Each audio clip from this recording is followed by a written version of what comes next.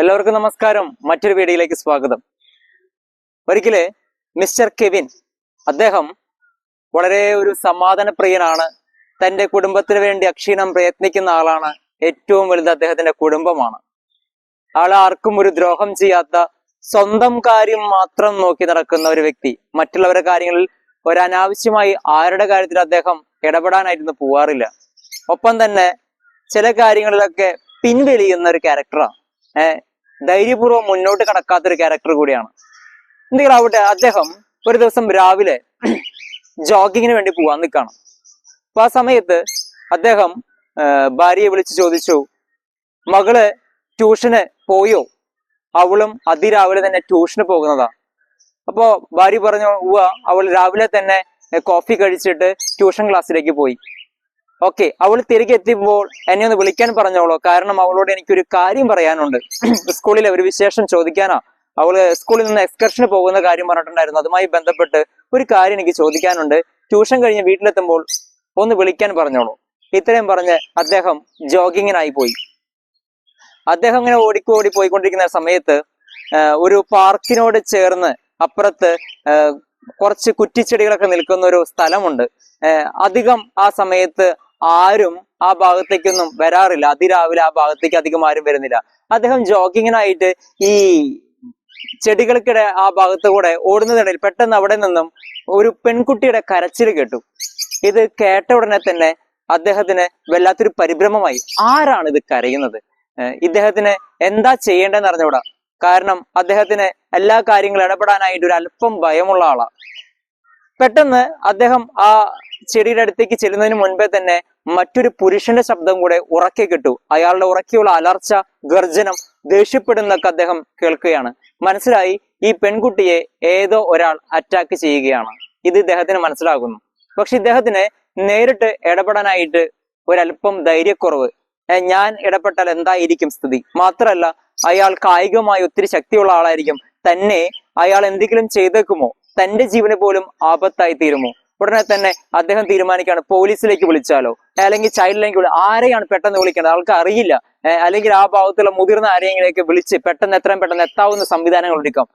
പക്ഷേ വീണ്ടും പെൺകുട്ടിയുടെ കരച്ചിൽ അത്യുച്ചത്തിലാകുന്നു. അയാളും അതിനോടൊപ്പം ശകാരിക്കുന്നതൊക്കെ ഇദ്ദേഹം കാണുകയാണ്. ഉടനെ അദ്ദേഹം വേറൊന്നും നോക്കിയില്ല, രണ്ടും കൽപ്പിച്ച് ആ ചെടികൾക്കിടയിലേക്ക്, ആ ഫൈറ്റിംഗ് സീനിലേക്ക് ഇദ്ദേഹം കൂടി ഇടിച്ചു കയറി ചെല്ലുകയാണ്. എവിടെ നിന്നോ അദ്ദേഹത്തിന് വല്ലാത്തൊരു ഊർജം കിട്ടി. അദ്ദേഹം ഉടനെ തന്നെ ആ എതിരെ നിൽക്കുന്ന വ്യക്തിയെ കീഴ്പ്പെടുത്താൻ തുടങ്ങി. തുടരെ അടിക്കാൻ തുടങ്ങി, പിടിച്ച് തള്ളാൻ തുടങ്ങി. മിസ്റ്റർ കെവിന്റെ അറ്റാക്ക് കൊണ്ട് പിടിച്ചു നിൽക്കാൻ കഴിയാതെ തന്നെ എതിരാളിയായ മറ്റേ മനുഷ്യൻ കെവിനെ തള്ളിയിട്ടുകൊണ്ട് ഓടുകയാണ്.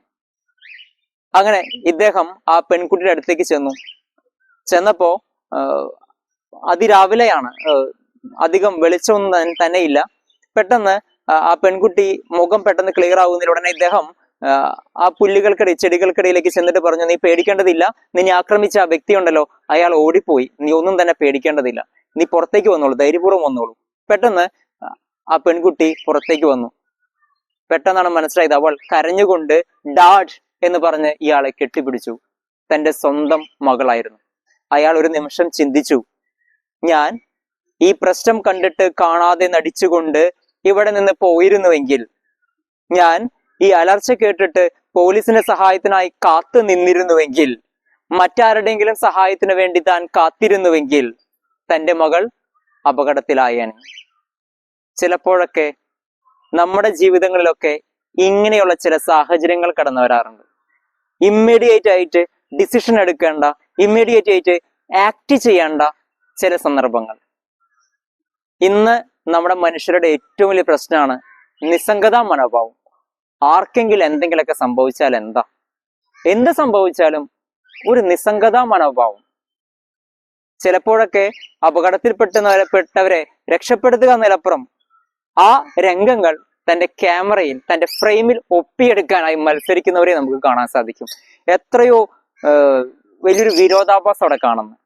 അപ്പൊ എന്ത് തന്നെയാണെങ്കിലും ചില സാഹചര്യങ്ങൾ വരുമ്പോൾ ധീരതയോടെ ചില തീരുമാനങ്ങൾ എടുക്കാനായിട്ട്, ധീരതയോടെ പ്രവർത്തിക്കാനായിട്ട്, അതും ഏറ്റവും ഇമ്മീഡിയറ്റ് ആയിട്ട് പ്രവർത്തിക്കാനായിട്ട്. അതിന്റെ ഭവിഷ്യത്തുകൾ പലതും നമുക്ക് സംഭവിച്ചേക്കാം. പക്ഷെ മനുഷ്യത്വം എന്ന് പറയുന്ന ഒന്നുണ്ട്. ആ മനുഷ്യത്വം ഇല്ലാത്തവരായി നമ്മൾ മാറരുത്. മറ്റുള്ളവരെ സ്നേഹിക്കാനും കരുതലുള്ളവരാകാനും നമുക്ക് സാധിക്കണം. നിസ്സംഗതാ മനോഭാവത്തെ മാറ്റി നിർത്തുക, നന്മയുള്ളവരാവുക, ധീരതയോടെ പ്രവർത്തിക്കുക, മനുഷ്യനായി ജീവിക്കുക. എല്ലാവർക്കും ഒരു ശുഭദിനം നേരുന്നു. നന്ദി.